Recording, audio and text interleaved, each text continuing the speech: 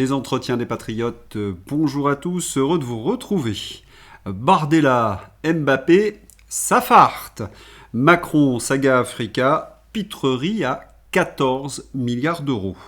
Xavier Poussard, interview exclusive. Avant de traiter ces informations et beaucoup d'autres, vous connaissez la coutume sur cette chaîne, je commence toujours mon entretien par remercier ceux qui m'ont permis justement de le produire, car ils m'ont financé à l'aide des merci rémunérateurs. Et aujourd'hui sont à l'honneur des fidèles parmi les fidèles, Stini Karls, Christine Ray, ma chère Anissé et ce cher Philippe Bohen. Merci à eux du fond du cœur. Et puis je tenais à vous remercier pour votre soutien incroyable. Oui, il faut aider la réinformation.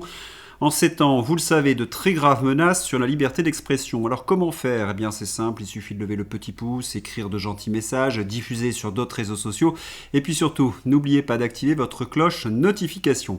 Merci à tous. Safari au Kenya pour OSS 117, une nouvelle aventure de Manu. Énième épisode de Manu en Afrique, et à chaque fois, les images qui mettent les Français mal à l'aise. Quelle absence de dignité. Manu n'a jamais su endosser le costume présidentiel. Pas vraiment à la hauteur de la fonction, le petit Manu. Et pour les Français, humiliation à chaque étape de son voyage. Vous avez aimé Macron bourré en boîte de nuit à Kinshasa, vous allez adorer Manu barbecue. Et voilà qui fait la cuisine. Manu, c'est OSS 117. Décidément, cet homme ressemble de plus en plus à Jean Dujardin dans OSS 117. Vivement que cette comédie se termine. Car on n'en peut plus de ces pitreries, de ce cirque permanent, de la façon dont cette ahurie se met en scène. Et voilà maintenant qu'il se trémousse. Allez, un petit bisou et Saga Africa, ambiance de la brousse, Saga Africa, attention les secousses. Et quand vous croyez que ces shows lamentables sont terminés, eh bien non, il y en a encore. Allez, encore un coup. Saga Africa, ambiance de la brousse, Saga Africa, attention les secousses. Il en est tout émoustillé, le poudré. En même temps, qu'est-ce qui le ravit de cette manière ? L'essence à 2 €, les faillites de nos entreprises qui battent des records, la délinquance incontrôlée ? Oui, ce type noué, c'est une certitude, il a l'air de jouir du dégoût qu'il suscite. Remarquez que, quand il danse, c'est un moindre mal. Le pire, c'est quand il s'exprime.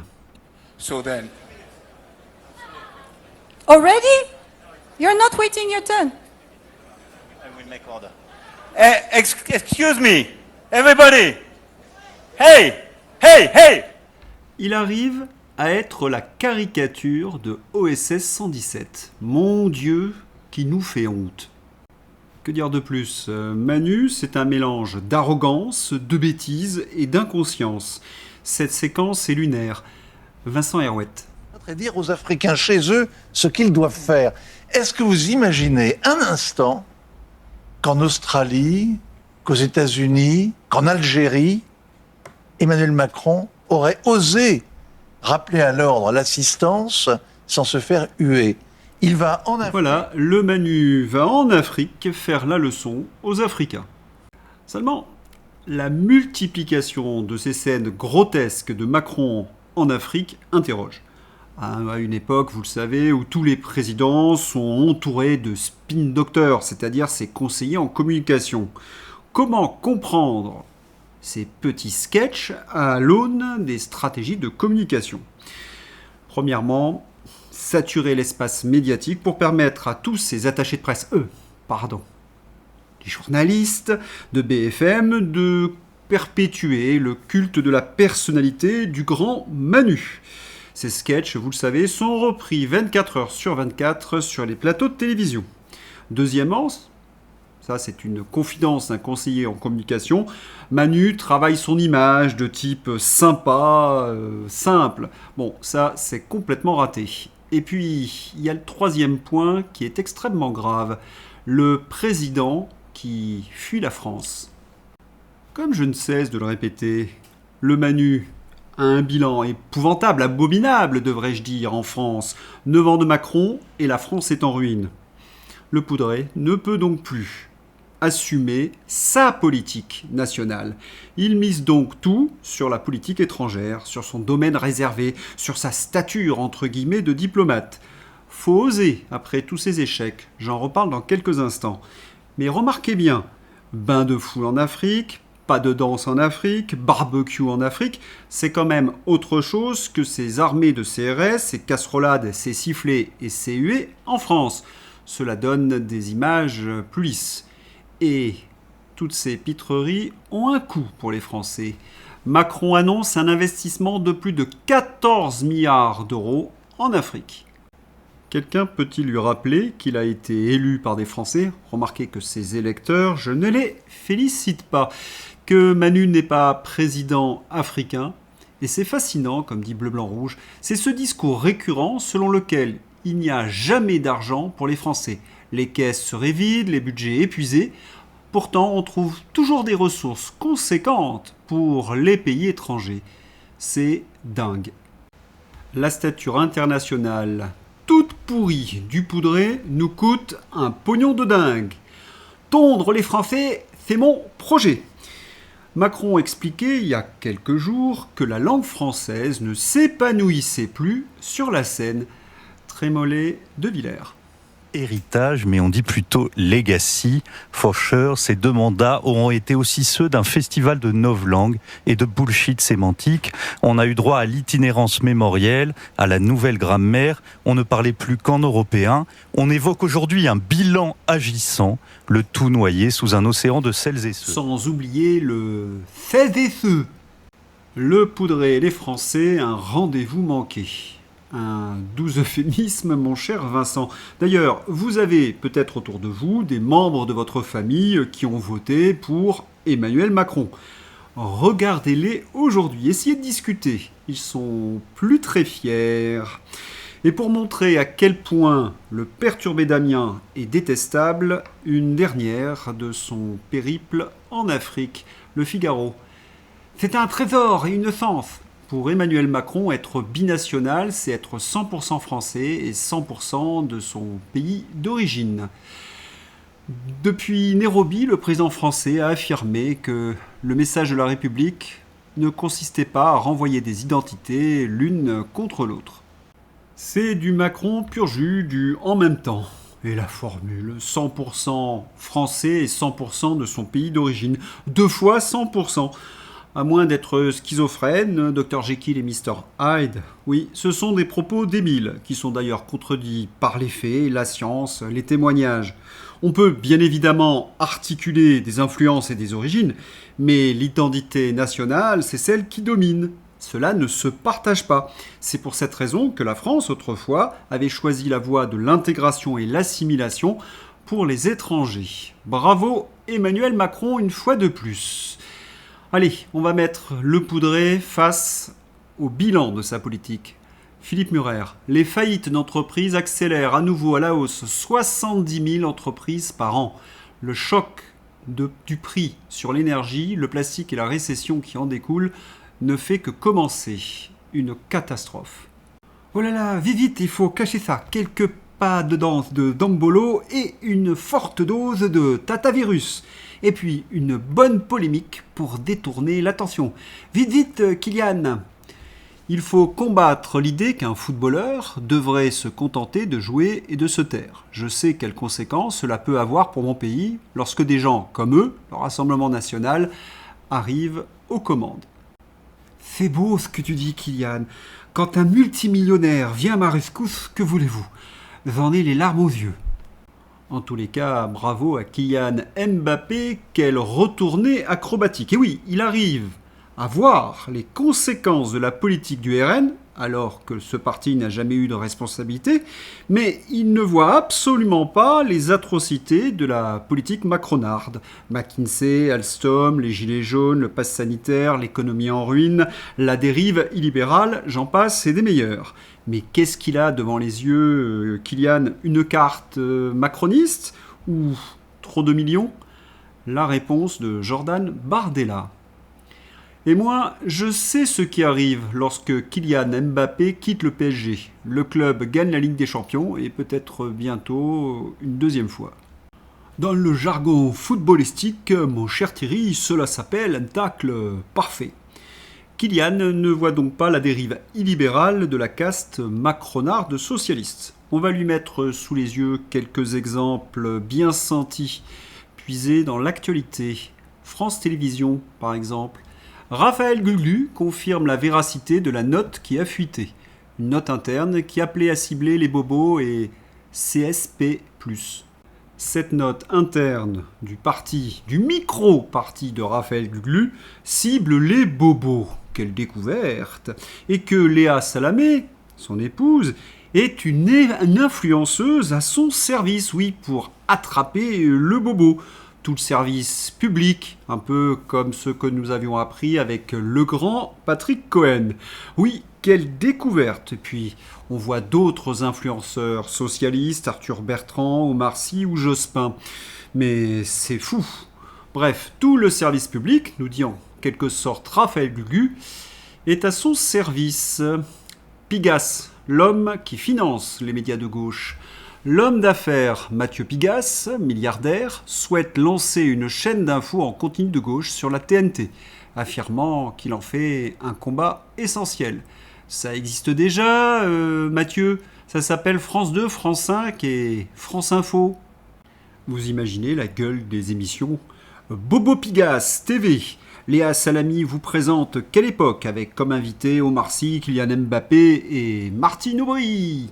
Ces socialos ne sont jamais rassasiés. Vous devez écouter nos médias. Vous n'avez plus le droit de vous amuser. Le député socialiste Arthur Delaporte affirme avoir adressé un courrier au ministre de l'Intérieur pour lui demander d'interdire les rassemblements ultérieurs du canon français. Mais à quel titre ? Une crise très importante va arriver dans les prochaines semaines et ces imbéciles de parlementaires s'occupent de repas où l'on chante du Michel Sardou. C'est dire qu'ils ne servent vraiment à rien et que l'absence de souveraineté nous conduit à ce genre de période ridicule. Et vous savez sous quel prétexte fallacieux on consommerait trop d'alcool dans ces banquets? Veulent-ils interdire également les bars, les restaurants et les repas familiaux? Mais de quoi se mêlent-ils ces apprentis dictateurs? Effrayants. Par contre, en ce qui concerne la poudre, on les voit moins pressés. Cela ne s'invente pas. L'ex-patron de la lutte anti-stupéfiant du parquet de Bobigny était addict aux stupéfiants de synthèse. Ce magistrat, qui a reconnu sa consommation pour du chemsex, a été recasé à la direction de la division des affaires civiles. Et le Cornu, dans le même temps, lutte contre le narcotrafic. Plus nous serons répressifs, plus nous aurons une guerre de territoire qui s'organisera entre les différents réseaux, déclare Sébastien Lecornu. Si la situation du narcotrafic est incontrôlable, c'est parce que le gouvernement est trop efficace, nous explique Lecornu. Vous avez remarqué, mais aujourd'hui les politiques racontent vraiment n'importe quoi. Plus c'est gros, plus ça passe. La raison ? Parce que les journalistes les couvrent, je me répète. Toujours la Macronie, un patrimoine minoré de près de 12 millions d'euros. L'ancienne ministre Caroline Cayeux, condamnée pour fraude fiscale. Comment générer un patrimoine de dizaines de millions d'euros en gagnant à peine 6-7 000 euros par mois? C'est l'équation que tous nos ministres résolvent avec brio. Poudre et corruption, cela résume bien la Macronie. Et en plus, cela me permet de faire une magnifique transition internationale. ZZ, c'est un propagandiste sous poudre. Les médias internationaux citent massivement les révélations de Mandel sur Zelensky. Elle était au micro de Tucker Carlson. La presse mondiale fait des gros titres après l'interview de l'ancienne porte-parole du président ukrainien avec le journaliste américain, l'excellent Tucker Carlson. Le journal The Jerusalem Post a rapporté la révélation de ZZ qui exigeait de mener une propagande selon les méthodes d'un triste personnage historique. Le journal allemand Bild est sorti avec un article intitulé « Nous avons donné de l'argent à un poudré » et la presse portugale a utilisé le terme poudré, consommateur donc de poudre, pour le dirigeant ukrainien. Mandel a raconté que ZZ était un obstacle à la paix et qu'il était prêt à renoncer au Donbass. Elle a également décrit ces cas de consommation de poudre et ce n'est qu'une petite partie des accusations contre le président ukrainien. Dépassé, selon l'ancienne secrétaire, les faits de corruption, de dépendance et de dictature étaient connus de tout l'entourage, mais ont été cachés pour maintenir l'image de leader héros. Petite digression personnelle. Pour avoir dit ces mêmes éléments, mon compte X a été suspendu pendant une semaine. J'ai même été qualifié de complotiste par qui vous savez. Quand vous rappelez des faits sourcés, évidents, factuels, vous êtes qualifié de complotiste. Orwellien. L'ancien chef de cabinet de ZZ, Yermak, est officiellement inculpé dans le détournement de millions de dollars d'aide à l'Ukraine. Espérons que les corrompus ukrainiens condamnés dévoilent quelles pattes européennes ils ont graissées au passage. Mais reprenons l'interview de Mandel par Tucker Carlson avec l'excellent Info Live. Oui, le résumé de l'interview de Julia Mandel. Pourquoi les médias occidentaux n'ont-ils pas défendu les Ukrainiens ? C'est qu'il y a une censure très forte en Ukraine. Les journalistes sont poursuivis ou envoyés au front. Il y avait des tendances virales sur Instagram qui montraient le désespoir, brûlage de discours de Zelensky, humour noir.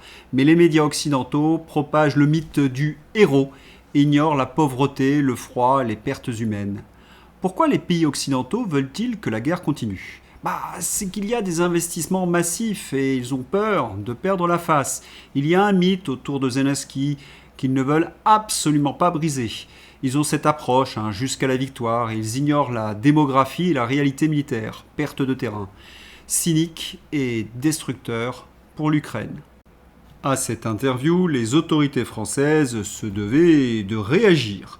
Elles ont donc envoyé leur meilleur agent de terrain, Nono, yeux globuleux, pour faire contrepoids. Dans le journal L'Imonde, Jean-Noël Barrot, ministre des Affaires étrangères, en Afrique comme ailleurs dans le monde, la Russie a été très largement mise en échec. Notez bien le mot échec, à l'heure où la presse internationale nous explique que ZZ est au centre d'un système de corruption stratosphérique et que c'est un grand consommateur de stupéfiants. Objectif comme diversion et dissonance cognitive. Ils peuvent continuer leur propagande, mais que voulez-vous ? Certaines photos vont très mal vieillir. Et tous ces macronards devront expliquer où sont passés les milliards et les milliards. ZZ, Epstein, Bribri. Des liens entre les trois ? Vous en doutez ? C'est que vous n'avez pas lu Le Devenir Brigitte de Xavier Poussard. Et d'ailleurs, pour mieux comprendre les ramifications et les réseaux macronards entre ces trois personnages, je reçois Xavier Poussard pour une interview exclusive. Devenir Brigitte, on y va. Bonjour Xavier Poussard, nous sommes très heureux de vous accueillir dans ces entretiens. Vous êtes journaliste écrivain et vous avez connu un beau succès d'édition avec Devenir Brigitte. La première question, combien en avez-vous vendu ? Les chiffres sont confidentiels, je suis même pas sûr de les avoir moi-même puisque c'est une plateforme Amazon. Cela dit, bon, c'est ce qu'on appelle quand même un best-seller, mais il faut savoir que la notion de best-seller a beaucoup baissé au fil des années. Je vois par exemple des chiffres qu'on donne dans la presse. Là, je lisais que par exemple son dernier livre, Boualem Sansal, on avait vendu 400 000. Alors ça me paraît énorme. Moi, j'ai vendu beaucoup moins que Boualem Sansal. J'ai vendu beaucoup moins que Nicolas Sarkozy. Alors en fait, c'est un best-seller parce qu'il y a marqué que c'est numéro 1 des ventes sur Amazon, mais je suis que sur Amazon. Je suis pas à la Fnac. Or, les ventes de livres aujourd'hui s'opèrent principalement dans les gares, dans les avions. Enfin, le moment où précisément le téléphone va moins bien capter, quoi. Et bon, il se trouve évidemment, si mon livre avait été distribué en librairie et dans les points relais, etc., c'est sûr que j'aurais vendu beaucoup plus. Là, non, on a quelques dizaines de milliers, mais c'est pas si important qu'on le dit. Voilà. En tout cas, j'invite tous ceux qui nous écoutent à le lire s'ils ne l'ont pas déjà fait. Ils seront d'ailleurs assez surpris à la lecture de Devenir Brigitte, et notamment ils seront surpris par la qualité de vos analyses et surtout de vos sources. À chaque fois que vous avez, ce qu'on dit souvent, complotiste, etc., lorsque vous affirmez quelque chose, c'est sourcé et ressourcé. C'est-à-dire qu'il y a un vrai travail d'enquête et de journalisme derrière. C'est pas comme ça a été présenté par la presse de gauche comme un livre complotiste. Non, c'est un livre qui s'appuie sur des sources bien documentées. Bah, c'est-à-dire que les gens qui le lisent me disent souvent, y compris des amis très proches, me disent, mais en fait, ça n'a rien à voir avec ce que je pensais. C'est-à-dire que j'ai un ami d'enfance qui me dit, ah, je croyais que c'était des trucs avec des comparaisons de pieds, de taille de pieds ou de machin. Et il était surpris de découvrir qu'en fait, ça raconte effectivement ce que j'appelle le coup d'État de 2017, c'est-à-dire ce que le Wall Street Journal avait appelé l'ascension programmée d'Emmanuel Macron, qui est en fait un coup d'État qui a été accompli en France, avec en surface le médiatique et le judiciaire, qu'on appelle communément l'affaire Fillon, avec l'arrivée au pouvoir d'un couple mis et placé à la tête de la France par des réseaux qui sont d'ailleurs essentiellement les mêmes réseaux que ceux qu'on retrouve derrière l'affaire Epstein, c'est-à-dire cette jonction des agences de renseignement occidentaux, essentiellement la CIA concernant Macron, et la haute finance, c'est-à-dire essentiellement la banque Rothschild, mais aussi BlackRock, KKR, etc. Cette espèce de cartel financier, et Macron est l'homme d'ailleurs qui est présenté à Epstein à l'époque du coup d'État comme étant celui qui est programmé pour diriger l'Europe et peut-être même le monde. Alors on ne connaît pas l'identité de cet interlocuteur et pour leur biffer, mais elle dit tout du personnage Macron, et justement mon travail était de détricoter ce coup d'État qui en fait a été une psyop. D'ailleurs, on dit souvent oui, mais alors l'affaire Brigitte, c'est une psyop. Non, en fait, l'affaire Brigitte, c'est le détricotage d'une psyop qui a été comment on a vendu ce couple aux Français, ce couple qui était invendable, quels sont les acteurs, les réseaux. Donc c'est un travail vraiment de précision et pas du tout sensationnaliste. Et effectivement, tout est sourcé au moyen de médias tout à fait mainstream, quoi. Ouais. Oui, alors, comme vous l'avez dit, Bribri et Manu n'étaient pas très reluisants. Comment ont-ils vendu ce couple si bizarre? Quel a été le mécanisme de vente auprès des Français? C'est toujours le même principe. C'est le principe qu'on appelle celui des spin doctors, c'est-à-dire qu'à la fois vous avez la construction d'un récit et vous avez une image contrôlée.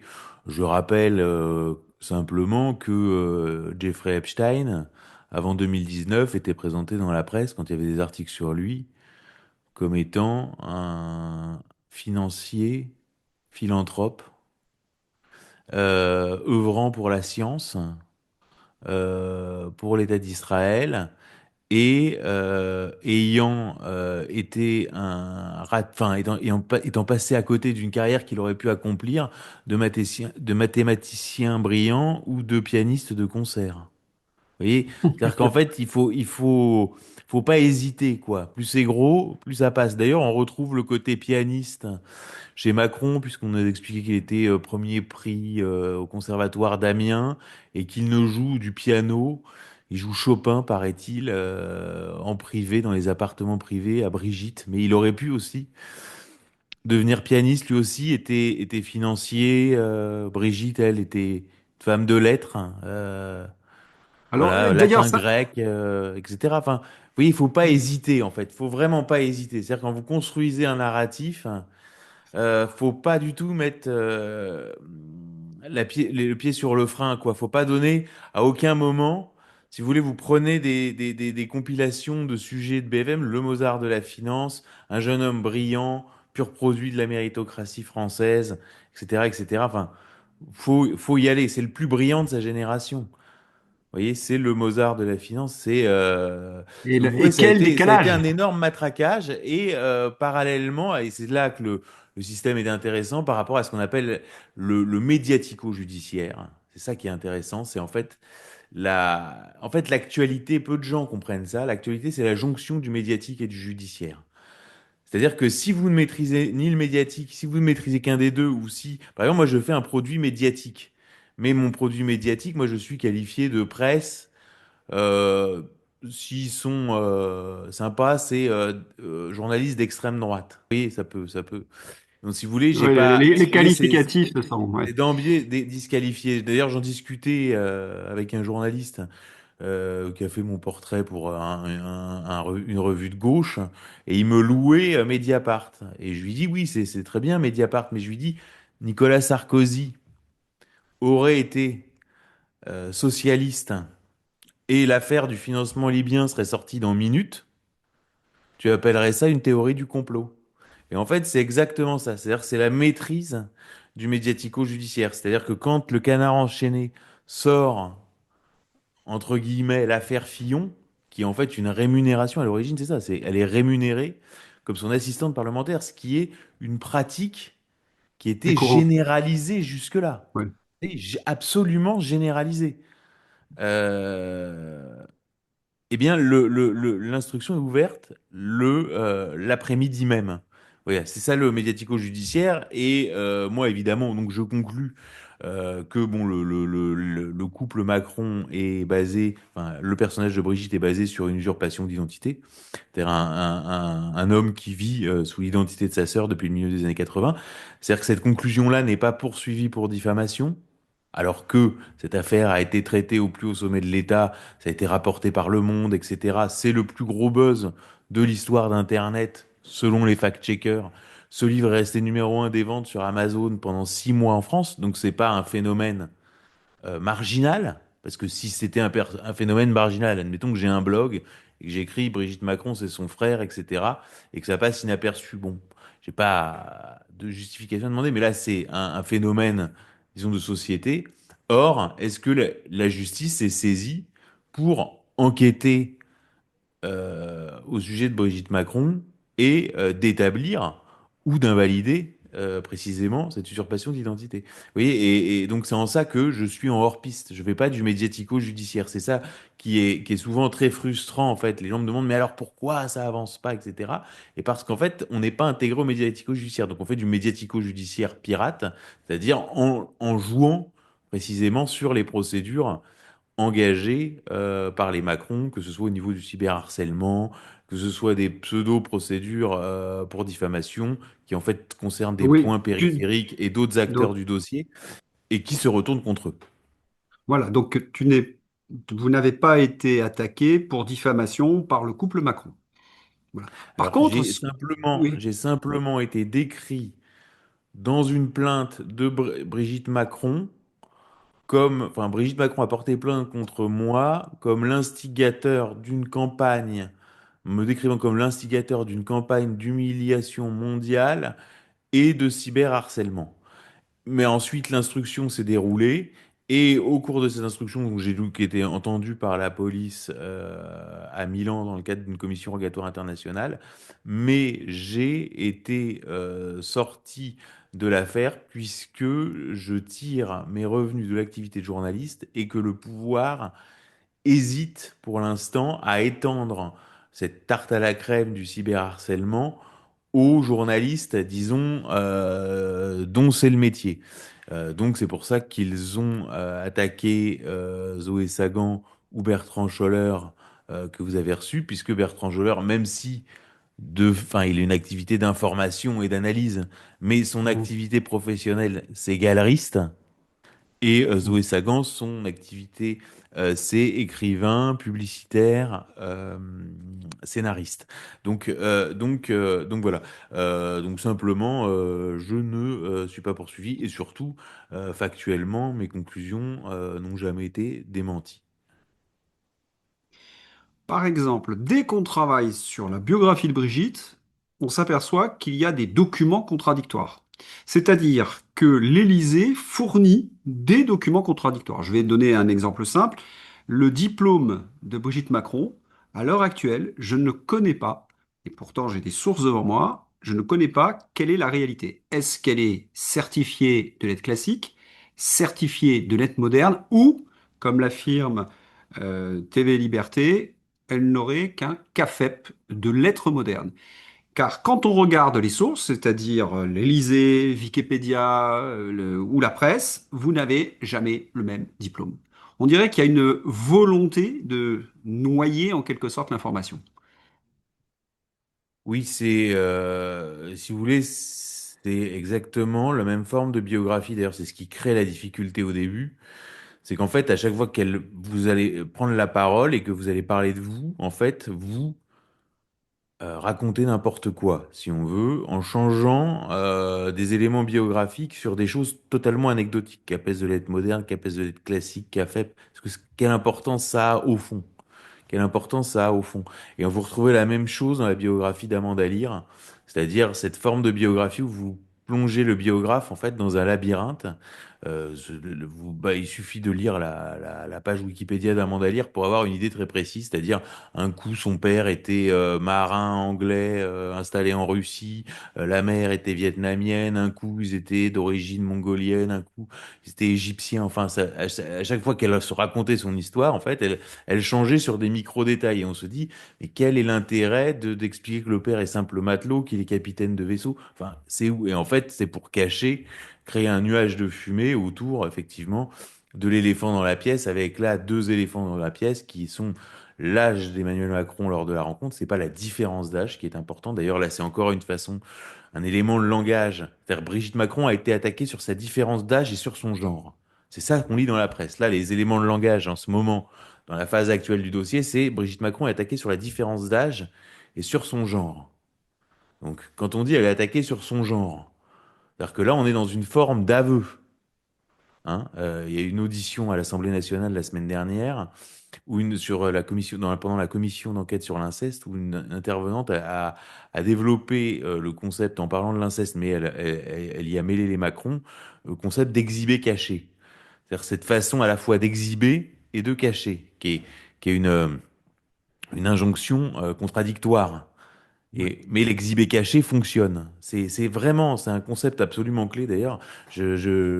Enfin, c'est exactement ce que j'ai ressenti en faisant mon enquête et formulé de façon le plus claire possible. C'est pour ça que c'est Cécile C qui a développé ce concept et je pense qu'en fait c'est un concept clé, concept d'exhibé caché. Tout ça pour dire que donc elle est attaquée sur son genre et la différence d'âge. Or, elle n'est pas attaquée sur la différence d'âge, elle est attaquée sur le fait qu'Emmanuel Macron était légalement mineur quand la relation s'est nouée, puisque c'était un adulte ayant Avec, autorité. Parce avec que autorité, voilà, c'est très important. voilà, et alors en fait, dire la différence d'âge, c'est nous sortir un argument un peu bête de dire mais personne dirait rien si c'était la femme qui serait plus jeune et l'homme qui aurait 24 ans de plus. Alors c'est pas du tout ça la question. C'est pas, elle n'est pas attaquée là-dessus. Les gens se demandent simplement comment c'est possible qu'un prof de théâtre majeur puisse se retrouver avec un élève qu'elle connaît. Je veux dire, dans Paris Match, c'est l'exhibé caché, encore une fois, on nous décrit la rencontre, on nous dit, il est en fin de troisième, il joue Jacques et son maître avec Renaud d'Artevel, il est en fin de troisième. Macron est né en 77, donc il fait son entrée en seconde en 1992 et il a 14 ans le 21 décembre 1992. Donc il a 14 ans, il est en fin de troisième, il joue Jacques et son maître de Milan Kundera avec son copain Renaud d'Artel, il a déjà son regard d'aigle. Voilà, ça c'est de l'exhibé caché. Et donc en fait, et après quand l'histoire est racontée, on vous dit, ah bah il a 15, il a 16, il a 17, etc. Alors ça, Mais c'est parce très que important. Oui, ça, c'est très important. C'est que la presse nous a vendu un couple 17-33 à un moment donné. Il était en 17-36, première. alors Ouais. c'est Ouais, moi, j'ai même vu 17-36. 30. 1733, je crois, dans Closer, dans une des sources, et après 1736, mais il y a à chaque fois, comment dirais-je, un changement d'âge. Là, on est encore dans l'enfumage. On ne sait jamais exactement la différence d'âge entre Brigitte et Manu. En tout cas, dans la presse Voilà. aux ordres. Alors ça a été comme ça, et ensuite il a fallu vendre donc l'invendable à partir de d'une anomalie politique, puisqu'on était sur l'alternance entre gaullistes et socialistes, avec ce qu'on voit comme mouvement, qui est le mouvement d'une radicalisation. Fin de la première partie de l'interview. Deuxième partie demain. Epstein, Brigitte et Manu. À bientôt et au revoir.